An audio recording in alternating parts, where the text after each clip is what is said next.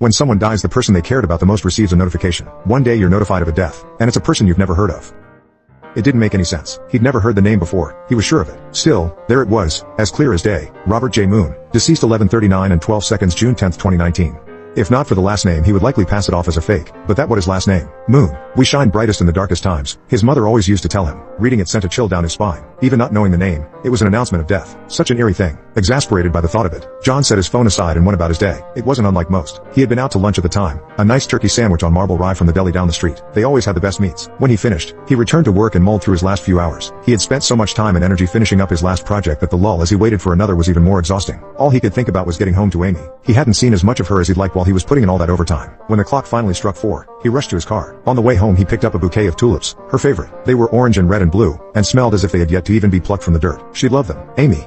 I'm home, my love, he shouted as he burst through the front door. But there was no reply. Amy? John